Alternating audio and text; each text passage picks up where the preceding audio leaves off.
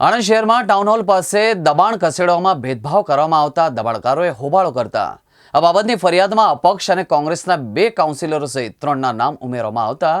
જેના વિરોધમાં સામાજિક કાર્યકરોએ કલેક્ટર કચેરી ખાતે નિવાસી અધિક કલેક્ટરને આવેદન સાથે રજૂઆત કરી હતી। આજે જે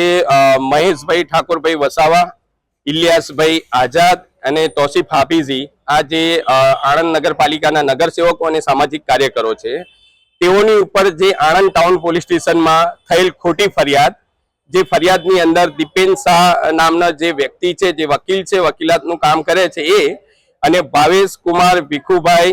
પટેલ ઉર્ફે દડી અને આણંદ ટાઉન પોલીસ સ્ટેશનના પીઆઈ દ્વારા બીએનએસ કાયદાની કલમ 28 નો ભંગ કરીને જે વ્યક્તિ રાજ્ય સેવક નથી તે રાજ્ય સેવક બતાવીને એફઆઈઆર કરેલ છે અને આ લોકોના નામ અંદર ઉમેરાવડાયેલ છે। માંગણી એટલી છે કે આ બાબતે જો યોગ્ય ન્યાય નિર્ણય લેવામાં નહીં આવે તો આગામી સમયમાં અમે રાજ્યવ્યાપી આંદોલન કરવાના છે અને